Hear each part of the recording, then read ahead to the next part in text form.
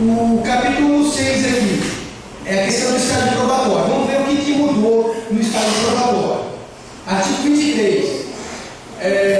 Avaliação especial de desempenho no estágio probatório, o cargo será realizado por uma comissão de avaliação de desempenho designada no âmbito de cada IFE, mais ou menos do jeito que funciona hoje, certo? Essa comissão deverá ser composta de docentes estáveis, com representações da unidade acadêmica de exercício do docente avaliado e do colegiado do curso no qual o docente iniciou a aula de aula. Isso é para evitar perseguições, evitar situações que no meu departamento não acontecem, mas em alguns departamentos acontecem, ok? Capítulo 7. A CPPD, eu não vou ler item por item, mas é só para resumir, a CPPD ampliou e se fortaleceu com essa lei. E não foi à toa que a gente visitou o reitor no dia 28 de fevereiro, cobrando dele fortalecimento da CPPD. Não adianta a lei dizer que a CPPD se tornou mais forte, tem mais atribuições, e quando você vai lá na CPPD, tem um único funcionário trabalhando. Já há quase 30 anos, e ele sozinho para cuidar do processo de progressão de 2.500 professores. Todos sabem, né, o que significa CPPD. Todos sabem, né? Comissão Permanente de Pessoal Docente. Ok? Vou pular então, depois vocês veem com calma, os afastamentos. O que mudou aqui? O que mudou aqui está em vermelho. É o artigo 30. Só colocando que o papel dessa CPPD é extremamente importante. Todas as profissões passam por lá. Ela não faz juízo de valor. O juízo de valor é feito dentro do departamento. Mas ela verifica todas as questões da legislação para homologar. Se houver algum erro, alguma coisa que não foi obedecida, ela devolve o departamento e não quer fazer. Ok? Ó, a questão do afastamento, né? O artigo 30. Então, o professor, ele pode se afastar, né, das suas funções, segurar todos os direitos e vantagens para... Aí tem 3 itens. Primeiro item, que está em vermelho, isso mudou. Ele pode se afastar para fazer o mestrado e doutorado, independentemente do tempo ocupado no cargo da instituição. Ou seja, ele pode se afastar, inclusive em estágio probatório, para fazer mestrado e doutorado. Está na lei. Aí aqui, prestar colaboração a outra instituição, aí ele vai ter que ser aprovado no estágio probatório primeiro, certo? Então, isso também é um elemento importante, o item 2. Ele pode ficar 4 anos, por exemplo, nós estamos na Universidade Federal de Pernambuco. Se você tem uma parceria, ou se identifica, ou trabalha junto com um grupo de pesquisa da Federal de São João del Rei, lá em Minas Gerais, você pode, evidentemente, com bônus, ou seja, com a UFPE pagando o seu salário e aprovado no seu departamento, no pleno e no colegiado superior, se afastar durante 4 anos para ficar lá em Juiz de Fora, prestando serviço ou contribuindo com o grupo de pesquisa lá. Isso está previsto na lei. E prestar colaboração ao MEC durante 1 ano também, com ônus para a UFPE. Ou seja, a UFPE não vai gostar muito de ficar pagando o seu salário para você trabalhar em outro lugar. Mas isso está garantido pela legislação, né? Aí os afastamentos de que tratam esses 2 e 3 somente serão concedidos se há servidores aprovados em estágio probatório, nos respectivos cargos, esse autorizado pelo dirigente máximo, ou seja, o reitor tem que autorizar esses afastamentos, ok? Devendo que o docente estar vinculado ao projeto ou convênio com prazos e finalidades objetivamente definidos das instituições de ensino, conforme o caso. O item 1, que é para fazer mestrado ou doutorado, vejam que é uma coerência, uma lógica dentro da lei. Se a lei está dizendo que para entrar na universidade basta a graduação, também está permitido que o graduado saia com 1 ano, com 2 anos de universidade para fazer o seu mestrado ou para fazer o seu doutorado, ok? Sem necessidade de aprovar o estágio probatório. Mesmo se essa graduação for na mesma instituição. Aí tem a questão da regulamentação interna, aí não, geralmente não, ok? Mas esse caso é antes para poder ver a autorização do afastamento para a pós-graduação, tem que passar dos 4 anos. Exatamente. Não é só o estágio probatório, tem que 4 anos, né?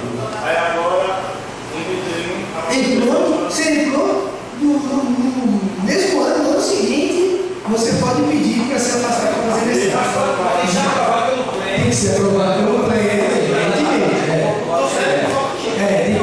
Tem que ser aprovado pelo pleno, pela reitoria. A professora lá, que deu outro período. O artigo 30 é só para universidades a nível nacional e também a nível internacional também. Artigo 2 é só instituições federais. Ela diz que é prestar colaboração a outra instituição federal de ensino ou pesquisa com período de adequação. O 2 e o 3. O 2 e o 3. Agora, o item 1, né? Não, pós-graduação aqui não qualifica se é pós-graduação no Brasil ou no exterior. Então, entende-se que no exterior também. Mas só pode fazer esse afastamento Não. O item 1, ó, participar do programa de pós-graduação, o professor ele poderá se afastar, certo? Mesmo em estágio probatório, para participar de programa de pós-graduação, estrito senso, de estágio doutorado, independentemente do tempo ocupado no cargo da instituição. Isso é possível, será possível. A pessoa passou no concurso, tomou posse e passou no programa de mestrado ou de doutorado, ela entra com pedido no seu departamento, tem que ver se o departamento vai autorizar, certo? Se o departamento autorizar, se o pleno autorizar, se na reitoria for aprovado, ele vai ser embora fazer seu mestrado. Ok?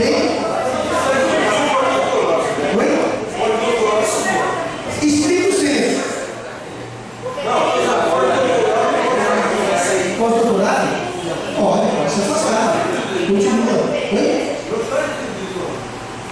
Pós-doutorado é estrito senso?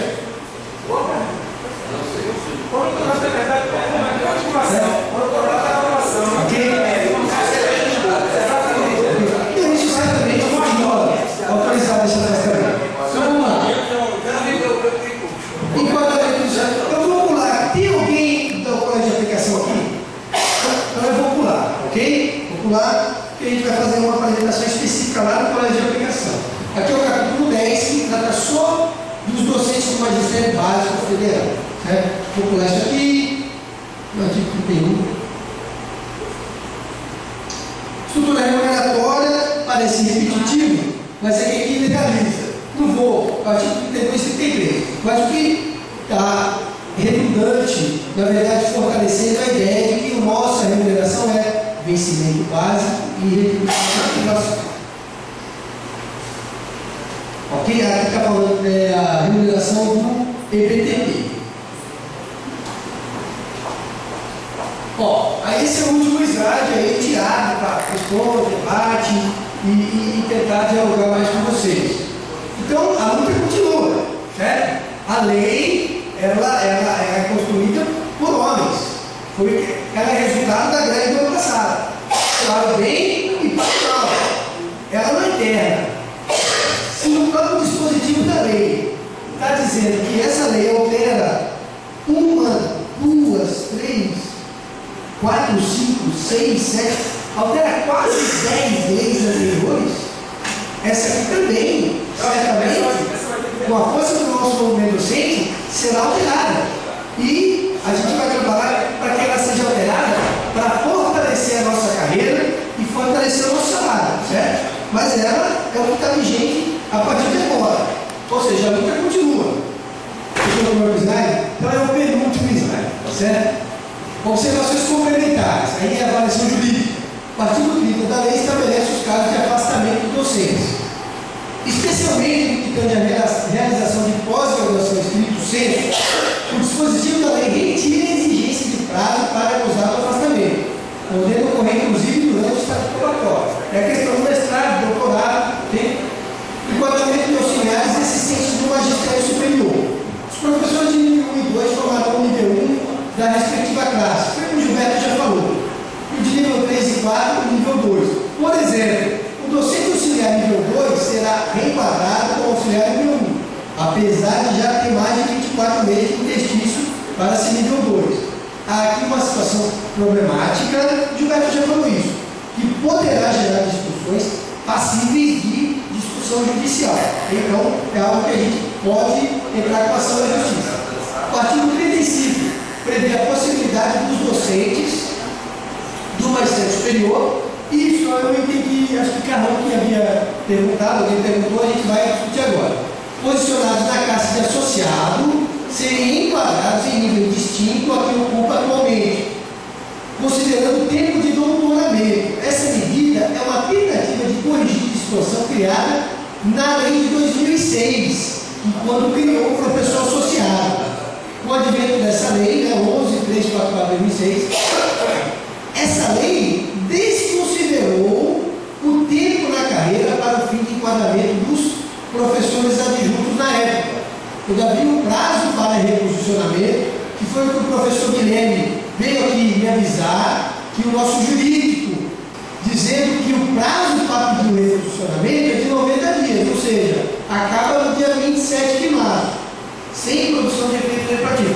Ou seja, quem é associado 1, o reposicionamento é o seguinte: quem é associado 1 até o dia 31 de dezembro de 2012 e tem 17 anos de doutorado, ele pode, através de um requerimento, só que aí está na lei, né?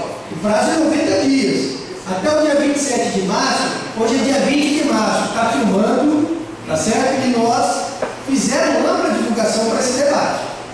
Então, os professores que têm 17 anos de doutorado até o dia 31 de dezembro e são associados através de um requerimento até o dia 27 de março, ele pula para associado 2. Se ele tiver 19 anos de doutorado e for assistente associado 1 até dia 31 de dezembro, ele entra com requerimento, passa para associado 3.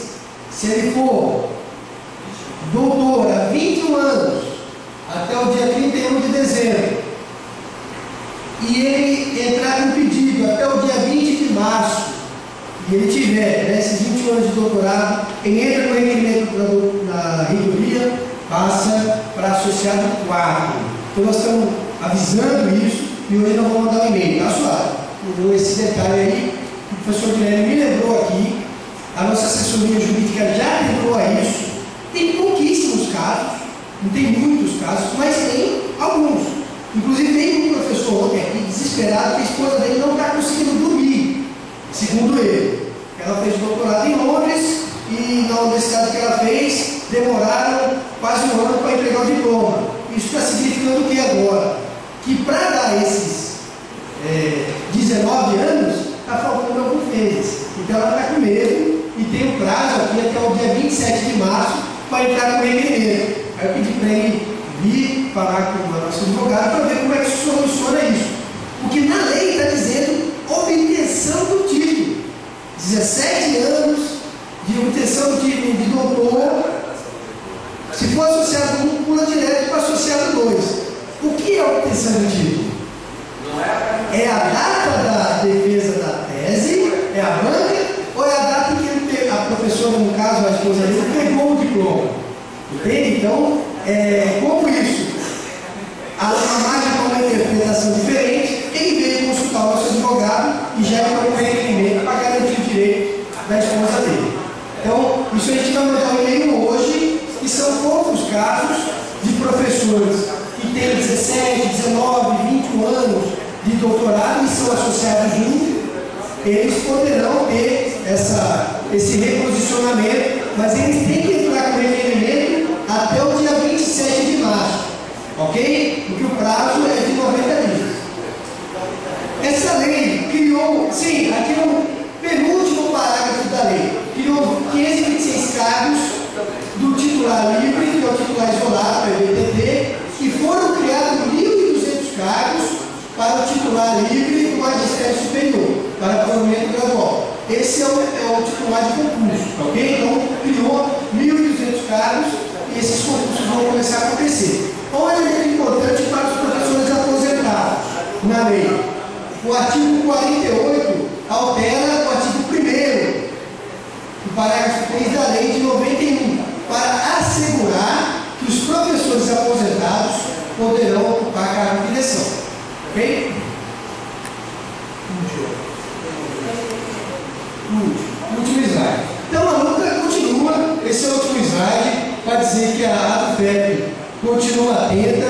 esse ano de 2013, o elemento principal da nossa luta é condições de trabalho. A gente está lutando por isso. Não é à toa que já tem as visitas que a gente está fazendo, as faixas. Lá em Vitória, está faltando gabinete para os professores. Eu lamento que no informativo da ASCOM, da UFPE, ASCOM da UFPE, tenha lá uma foto e tenha um texto dizendo que o ministro, junto com o reitor, foram inaugurar gabinetes dos professores, e que eu estava lá e não foi inaugurado o gabinete do professor, foi inaugurado só a biblioteca. Está dizendo lá que foi inaugurado o espaço novo da educação física, não foi inaugurado o espaço novo da educação física. Então, é bom que tem pessoas de Vitória aqui que podem confirmar isso. Uma coisa é o que de fato acontece, outra coisa é o que é noticiado. Já dizia o Barbosa ali, meu sobrinho, inclusive o pernambucano, foi presidente da Associação Brasileira de Jornalistas. A culpa é da imprensa, ou seja, não há órgão de imprensa neutro. Todo órgão de imprensa, ele passa uma determinada visão, e às vezes, diferente da visão real do que está acontecendo. Esse informativo da ASCOM eu guardei na oportunidade que a gente tiver, vamos dizer ao reitor que a reitoria está divulgando informação errada, certo? Porque não inaugurou lá o gabinete do professor. Eu estava lá, inaugurou a biblioteca, só isso. Então a nossa luta continua. E os professores continuam apinhados numa sala, metade desse auditório aqui, 35 professores divididos na mesma sala. Né? Então a gente vai continuar lutando. Laboratórios adequados, segurança, etc. Falta água, só precisa de educação. Lá também está faltando gabinete do professor, lá está faltando água, lá está faltando muita coisa. E por aí afora é a luta do movimento docente, é um item importante da nossa pauta, as condições de trabalho. E isso nos dá dignidade, isso nos dá motivação. A gente não trabalha só pelo salário, a gente quer condições para trabalhar de maneira com qualidade. Se inscrevemos na melhor universidade pública do Norte e Nordeste, a gente quer que, do ponto de vista material, estrutural, isso também seja correspondido. Sim, esse item 2. Uma política, esse artigo que eu socializei com vocês, que foi publicado no jornal Diário de Pernambuco, no dia 26 de fevereiro, está defendendo exatamente isso. Uma política de salarial permanente, que garanta reajustes anuais, repondo a inflação e ganhando alguma coisa, como acontece com o salário mínimo. Né? Todo ano o salário mínimo tem uma política que é a inflação mais uma partezinha do PIB.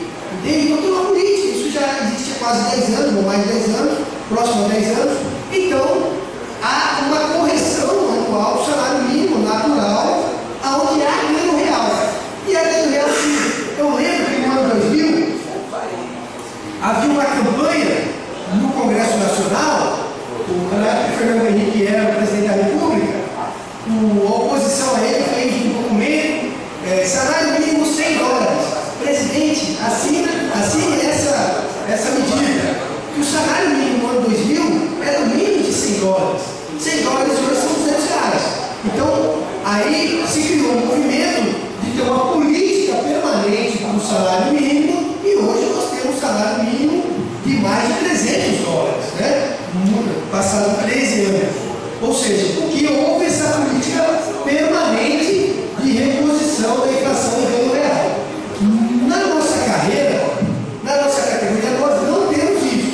Então essa é uma luta que evitará grandes futuras. Está sendo falado no noticiário do jornal de hoje, né, a questão do aumento da doméstica. Né?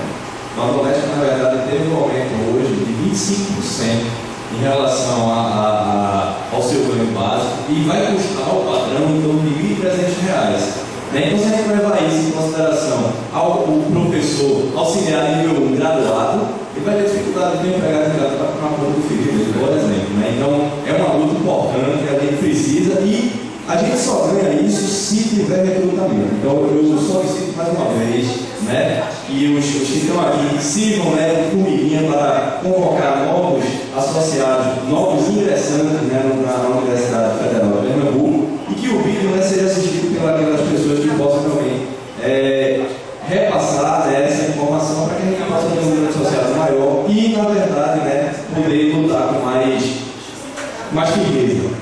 Um outro elemento da nossa luta, incorporar a retribuição, a articulação, por motivo que eu já discuti aqui, ao vencimento básico, a reestruturação racional da carreira. Então você pega um adjunto 3 para o adjunto 4, é 2% de diferença salarial. Do adjunto 4, o associado 1 é 35%. Então você tem uma carreira que, do ponto de vista percentual, em termos de reajuste salarial, é desestruturada.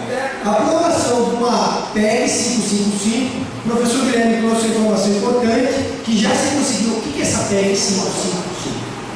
É um projeto de emenda constitucional onde garante que os aposentados passem a não contribuir mais com o INSS, que é o que acontecia antes. Eles não pagavam o INSS. Hoje eles pagam em função da mudança na legislação.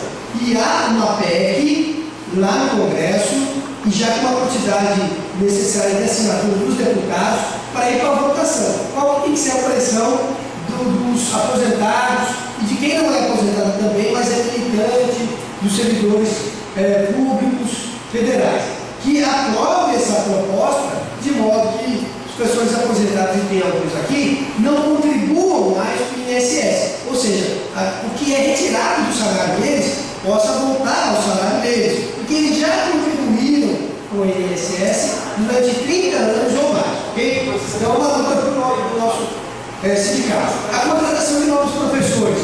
Nós precisamos contratar mais professores. Está faltando professor, tem muito professor sobrecarregado.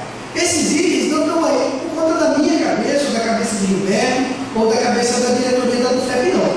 Estão aí por conta de que a gente ouve os professores. Tá certo? Inclusive esse item aqui não estava aqui. Ele entrou por causa das nossas visitas aos departamentos.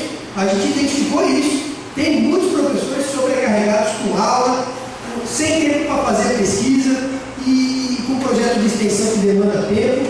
Então há necessidade de dividir essa carga de trabalho.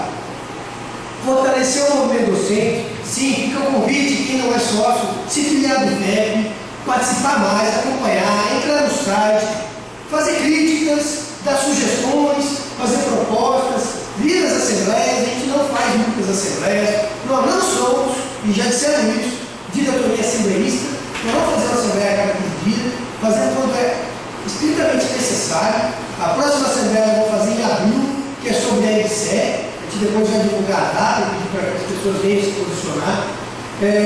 Mas é pedir para que as pessoas participem mais do dia a dia, acompanhem o nosso trabalho, façam uma ligação, convide a gente para ir nos plenos, nos departamentos, nos centros. E quero dizer que a nossa diretoria está muito feliz com o momento que a gente está vivendo. A recepção da ADFEP em todos os lugares que a gente vai é muito positiva. Salvo raríssimas exceções, a gente não é bem recebido. Em 99% das visitas, a gente é muito bem recebido. Eu aproveito aqui para agradecer a recepção à ADFEP, que o papel nosso é visitar e é também receber a visita dos professores e professoras aqui no nosso sindicato. Então, fortalecer a ADFEP, fortalecer o antes. O PROIFES tem um ponto de interrogação aqui, que é o debate da greve do ano passado. O que acontece? Se o antes e o PROIFES estivessem juntos, unidos no ano passado, a gente sairia com um resultado melhor do ponto de vista de conquista da categoria. E não foi isso que aconteceu. Nós somos uma seção sindical ligada ao ANES. O ANES também tem os seus problemas, evidentemente. A gente estava no congresso, eu, o professor Gilberto, Carlos, Jarbas, Aldísio, que está aqui, mais um grupo de...